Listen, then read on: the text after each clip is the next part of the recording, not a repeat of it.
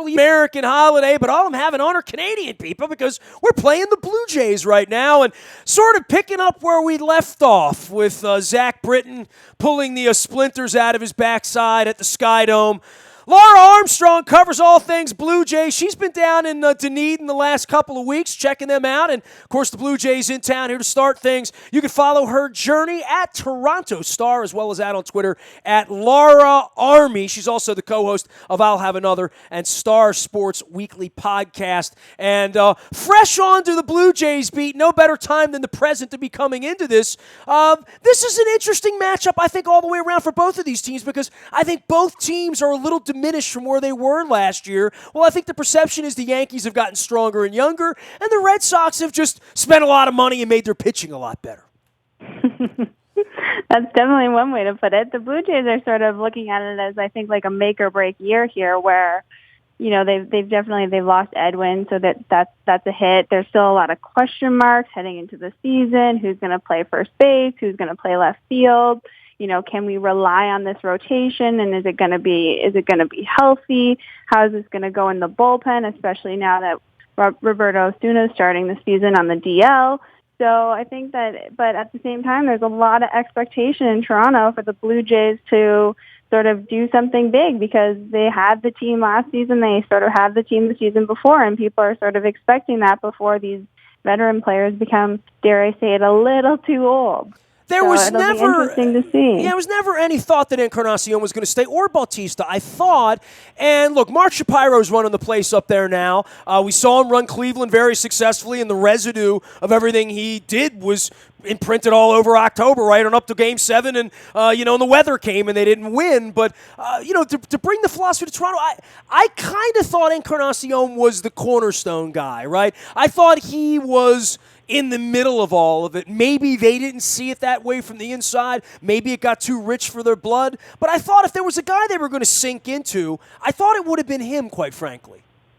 Yeah, I mean, I think on paper he makes more sense in the sense that he's younger and like with the year that he had last year. I think that Bautista is sort of has this like chip on his shoulder, this cult hero status in Toronto that I think people also really wanted him back. And when you look at it sort of head on and you look at it impartially, yeah, Edwin was the guy to bring back. But I think that people didn't expect him to come back at all. So when he was gone, there wasn't so much salt in the wound, whereas Bautista, there was always a question of, like, will he or won't he? And then as the market, sort of proved that maybe he wasn't going to go, people started thinking, oh, yeah, he's going to come back. So I don't think anybody was really upset. They're upset by it, but it's nothing that wasn't expected. And to get Bautista back, I think, was a little bit of a sort of, how do I say it? Just relief in a sense that, at least they got one of the two guys. And then I think that also in Toronto, like the offer for Edwin turned out to be a pretty good offer. And I think that in terms of that deal, Shapiro, Atkins, I think they ended up looking okay because they did offer him a pretty decent amount of money at the beginning, even though they brought in Morales, even though they brought in Pierce, and it didn't end up working out on Edwin's end. Well, we're obviously familiar with Morales from the Kansas City side, and obviously Steve Pierce, who's been in and out of Baltimore so many times. I thought Buck was just going to adopt him. Speaking of managers loving a player, I'm kind of shocked that that he's not back here, given the situation that he's a little bit of a Swiss Army knife. It's something nice to have, and obviously for the Blue Jays this offseason, spending that kind of money wasn't in the cards. But that would be disappointing to me, and I'll be honest with you, Laura, I was disappointed last year on behalf of my friends who are Blue Jays fans because Geddy Lee's a Blue Jays fan. If Geddy Lee's a Blue Jays fan, I'm a Blue Jays fan, But I would just say I thought the offseason last year was rough, and then Jay Happ turns into a 20-game winner. So, you can't color it on opening day, but all you have is what you've seen and what the track record is. And I don't think the Blue Jays are as formidable as they were, but I do think the pitching could be healthier this year. And much like in Baltimore, where you want to see guys like Scope and Bundy and Gausman, your young guys emerge, Toronto has some of those guys, in their starting rotation too, that things could go better for them than they did last year because it wasn't all perfect last year for the Blue Jays pitching. No, it certainly wasn't, and I think that there was a lot of questions around the rotation. Like, I mean, there was a point there at the beginning of the season where people were questioning whether Marcus Stroman should go down to Buffalo, and now he's the MVP of the World Baseball Classic final. So, I mean, it seems like the rotation is strong going into the season, and Francisco Liriano is his relationship with Russell Martin. People are really expecting that to improve, and basically you're running into a starting rotation that people say could be five aces. I think that the thing this season for the team is going to be health. Basically, is Marco Estrada's back okay? Is Aaron Sanchez's blisters, are those going to be a problem again? We saw one in spring training, which didn't seem to be as bad, but that did come across last fall. So I think, as long as this rotation can stay healthy, I think that they can carry the team in a way that they weren't able to do last year, or at least that's the expectation heading into the season. Well, only one team got to win the World Baseball Classic, right? And, from the American side, it was our team. But, made up of all of these guys in all these different places. And I know Adam Jones brought back a little piece of that, as did Machado in not winning and still having some glorious moments. Scope had some big moments as well. But Stroman's also one of those guys. Adam Jones isn't lacking for confidence. Adam Jones isn't lacking for a contract. Adam Jones isn't lacking for wins and success and all of that. Stroman's a different story, though, right? I mean, to see him battling in that kind of an environment in the middle of March, probably pretty heartening for everybody in Dunedin who was watching it, right? Yeah, certainly. I mean, Marcus Stroman's not lacking for confidence either. That guy's got a swagger to him that, not many people have. But yeah, no, I think that it was a great way for him to, after a season where, people really had a lot of expectations putting on him, coming into 2016, him starting, the season off. But I think that he sort of, maybe he wavered a bit through the season, and he ended up getting the wild card game and did very well, as you'll remember. But I think yeah, we all remember. You don't have to rub it in. We all remember. It's all right. I think that to have that sort of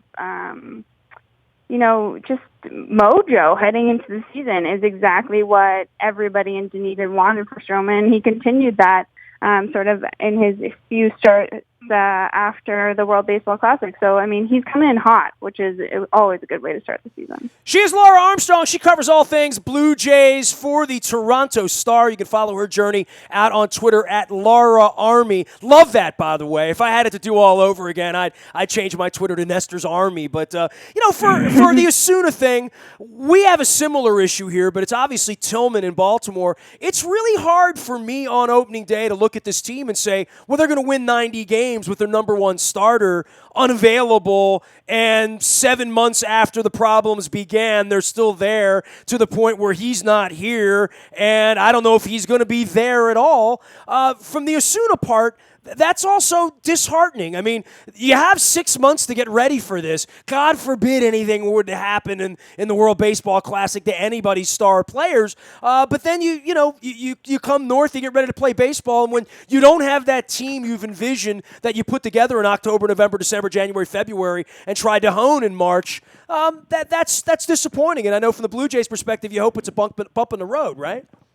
Yeah, for sure. And I think it was definitely, a surprise when the roster came out that he wasn't on the open day roster. And, you knew that there was stiffness in his neck, and you knew that he was struggling with that. And you sort of saw in his pitching, it wasn't quite the velocity that he had hoped for. But, when they come out and they say cervical spasm, it's like, what even is that? I don't think the average person has, a definition, medical definition of cervical spasm. But as far as I understand, it takes place in the neck, and there are certain, reputable websites out there, even though never diagnose yourself from Google, that say that this can take 4 to 6 weeks to heal.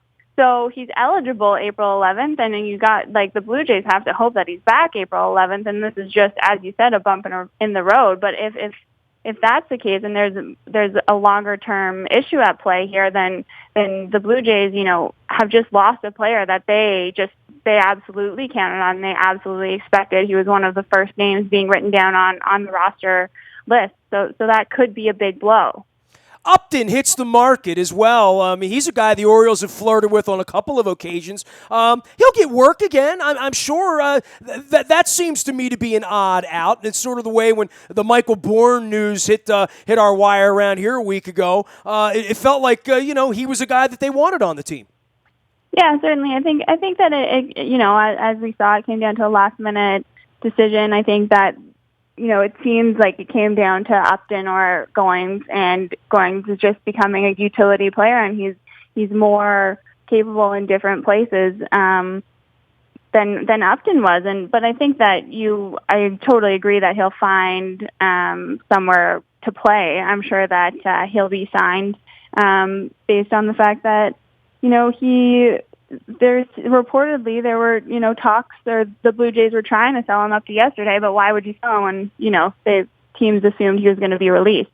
But yeah, I think it just came down to sort of versatility and Goins being left-handed, and the fact that the Jays have 4 years of control over him rather than versus Upton's one. I think that in a long-term solution, it was going to make more sense.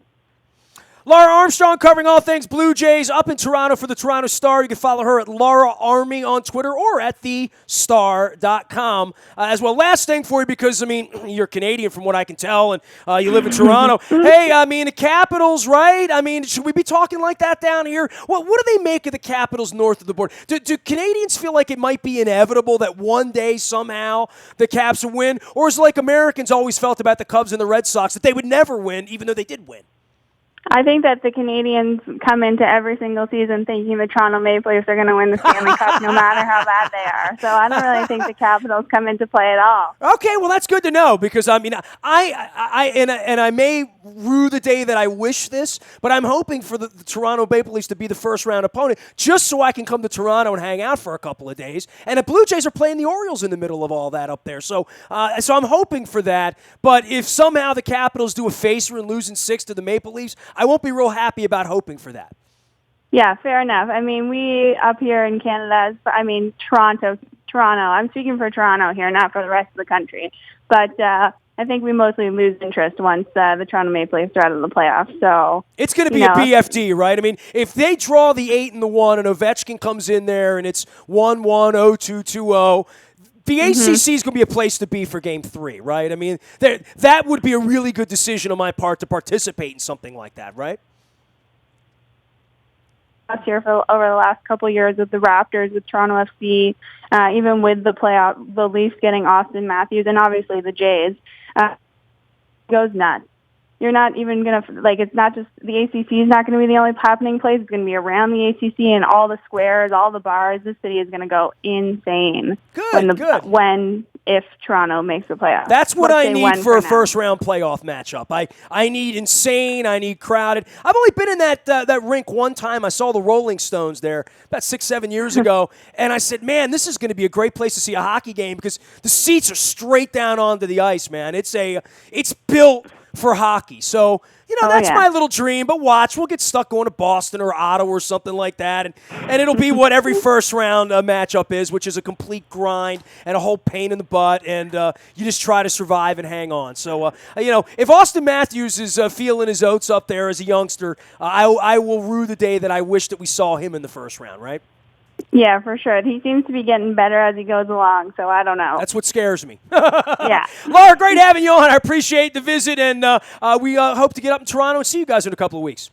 Awesome. Thanks for having me. You got it. Laura Armstrong at the Toronto Sun. She is the Blue Jays beat writer. The Birds, of course, entertaining the Jays here this week to kick off the 17 campaign. I've pegged the Orioles at 78 wins. That's what I've given them. If you remember, I gave them 88 last year. I gave them 93 the year before.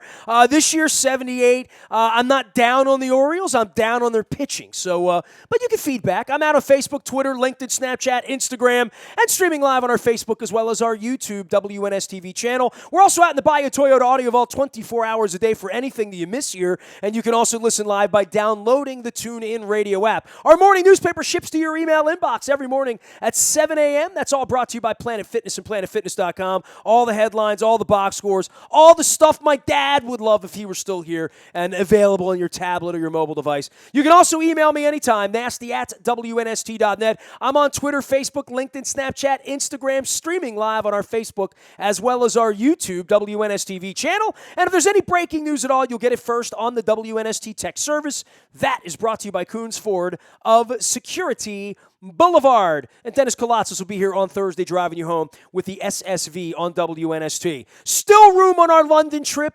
Putting together the future trips 2 weeks from now when the NFL announces their schedule. If you want to get on the interest list for Green Bay, Nashville, Minnesota, or Oakland, Vegas, San Antonio, wherever they're, who the hell knows where they're going to play. I think it's Oakland.